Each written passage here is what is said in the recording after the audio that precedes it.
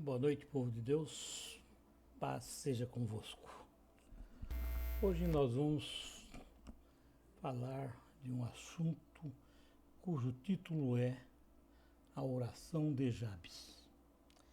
É um tema baseado no livro de 1 Crônicas, capítulo 4, versículos 9 e 10.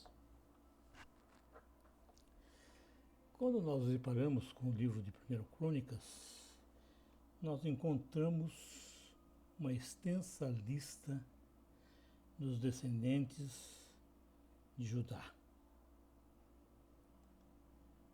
De repente, 2 versículos que enaltecem uma pessoa de nome Jabes é encontrado. É importante frisar que nenhum outro livro do Novo ou do Velho Testamento, esse nome é novamente citado.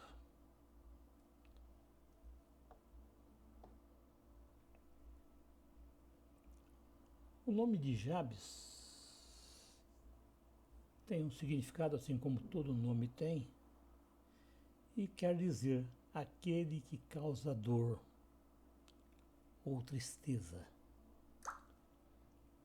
Lá no Velho Testamento, no mundo antigo, o nome das pessoas era associado ao seu caráter ou à sua profissão, ou ainda pronunciava o que a pessoa viria a ser no futuro.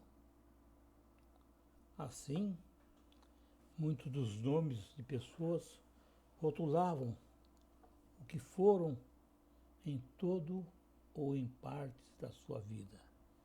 Por exemplo, o nome de Jacó significava enganador. Noemi significava graciosa. E Salomão significava rei da paz. Havia, portanto, sobre Jabes uma maldição, mas ele não aceitou essa herança maldita do seu nome. Na época dos juízes, época em que Jabes viveu, Israel vivia em constante aflição. Os seus vizinhos constantemente os aprisionavam por causa de suas guerras e faziam-os escravos. Mas se nós transportarmos para os dias atuais, iremos notar que a história não mudou muito, não é muito diferente.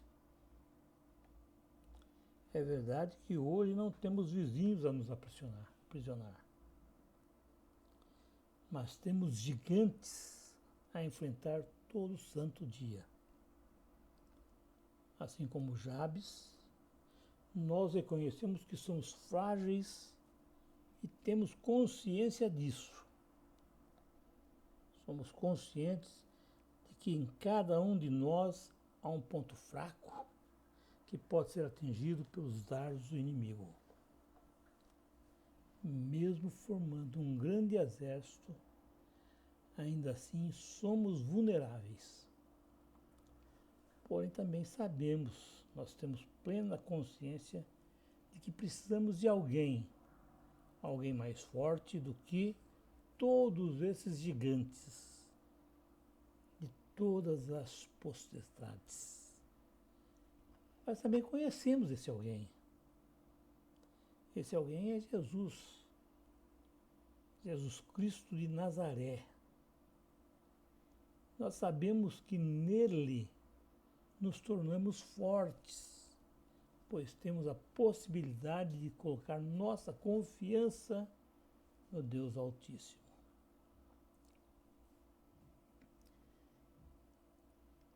Se olharmos em meio a um amontoado de nomes, Deus abriu um espaço para nos ensinar como ser vitoriosos.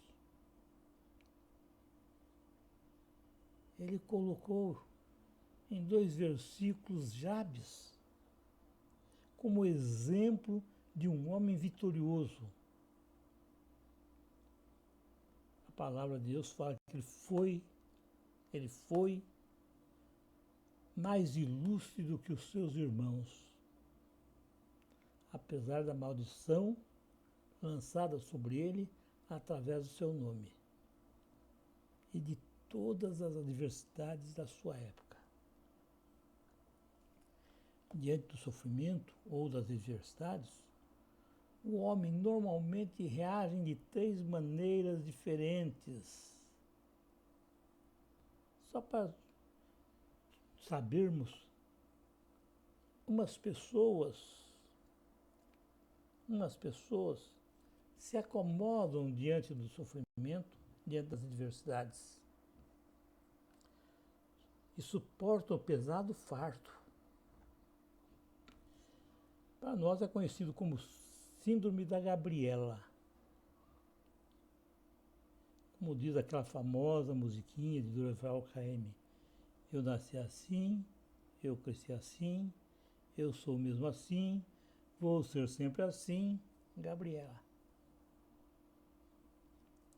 Então se acomodam. Não querem mudança. Não buscam por mudança. Mas existe outro tipo de pessoas que, além de suportar o fardo, ainda alimentam o sofrimento. Essa pessoa é conhecido como a síndrome do cotidiano. E as pessoas falam: nada dá certo para mim, tudo é muito difícil para mim, esse é o meu destino mesmo. Quem nasceu para ser valete nunca chegará a rei. Vou seguir como Deus quiser.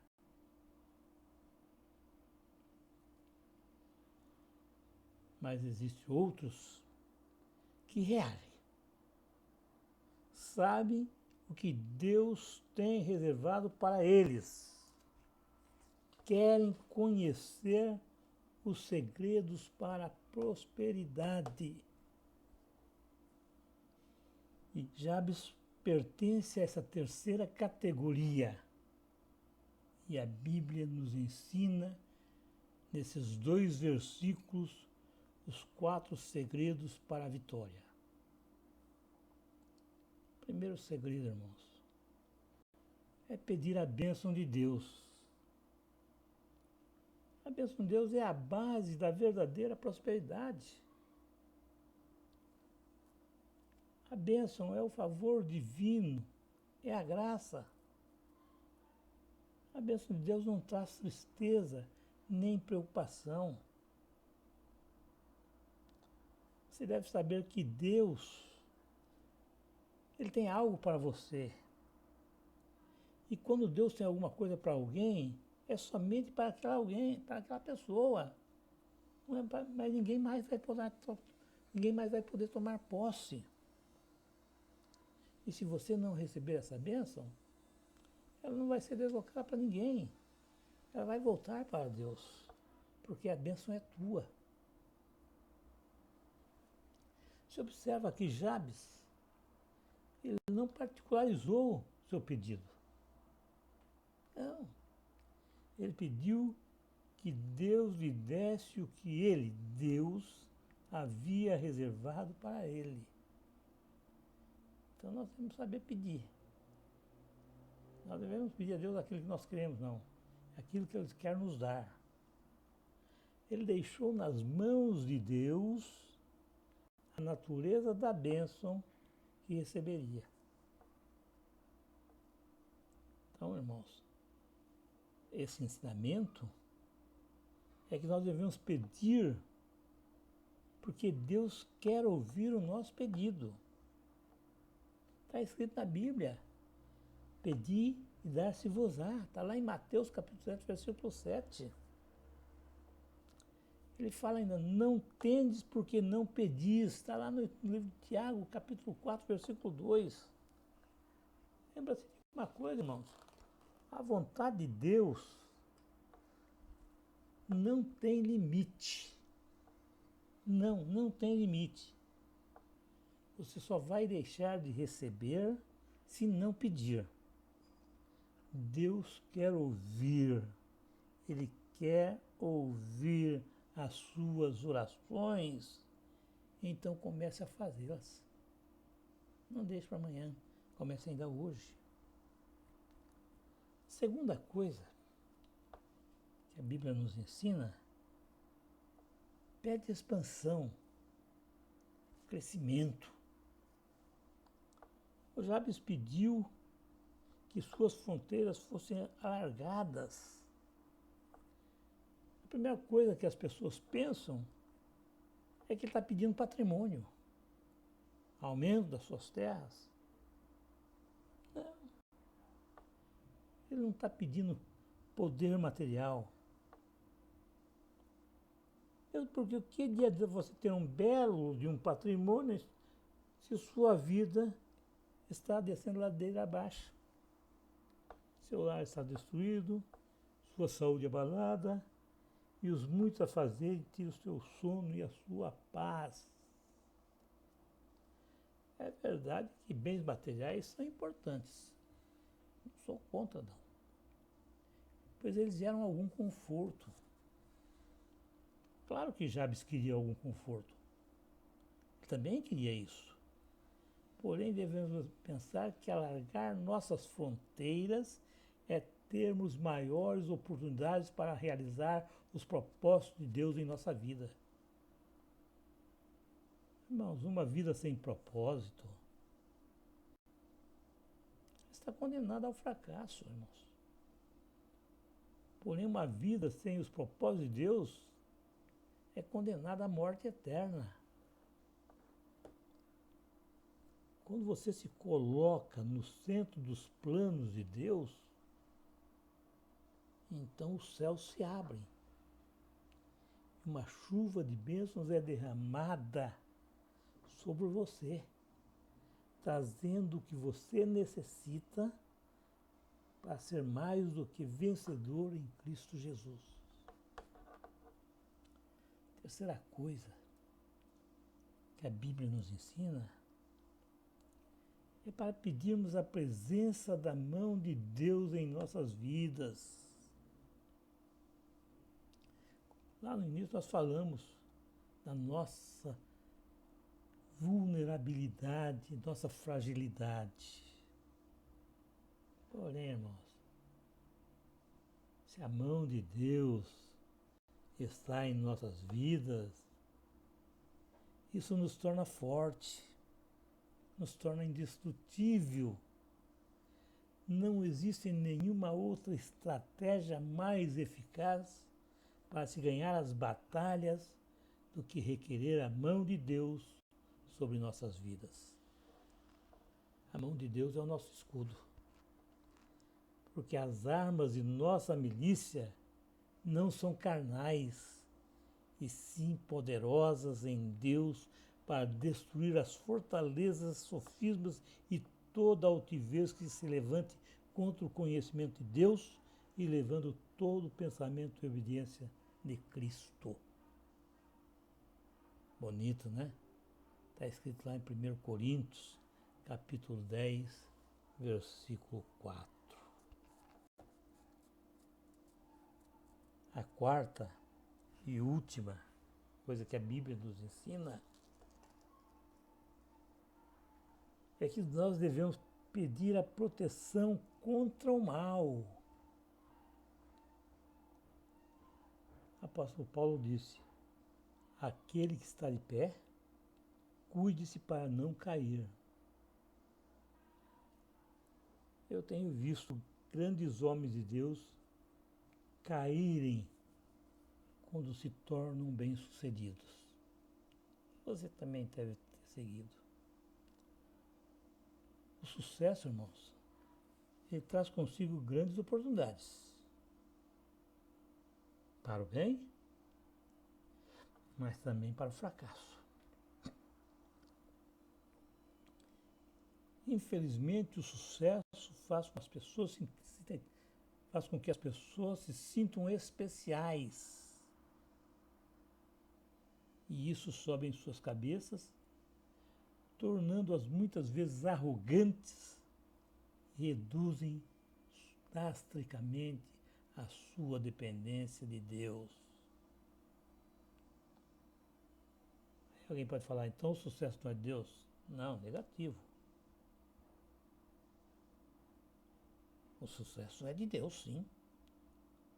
Deus quer que sejamos bem-sucedidos, bem-aventurados. Ele é o dono do ouro e da prata. O que Deus não quer é que deixemos o sucesso subir nas nossas cabeças e nos afastemos da processão divina. Mesmo porque uma pessoa abençoada recebe mais ataques do encardido do que aqueles que não são bem abençoados. Não são abençoados.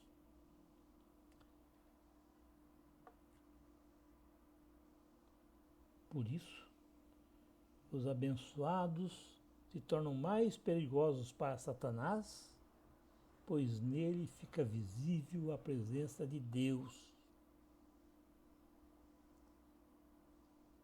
Ah, meus irmãos, o inimigo não está preocupado com aqueles que já são deles. O inimigo está preocupado em derrubar aqueles que não são deles. Os que são deles, já lhe pertence. Os que não são dele, esse se torna perigo para ele. Para encerrar, irmãos, lembre-se que Deus é nossa força e fortaleza. E que as vitórias sem Ele são passageiras. A nossa esperança está em Cristo Jesus. Faça em sua vida o que Miqueias, lá em capítulo 7, versículo 8 e 9, diz: Ó inimiga minha, não te alegres ao meu respeito, ainda que eu tenha caído, levantar-me-ei. Se morar nas trevas, o Senhor será a minha luz. Sofrerei a ira do Senhor, porque pequei contra ele. Até que julgue a minha causa e execute o meu direito, ele me tirará para a luz e verei a sua justiça. Amém.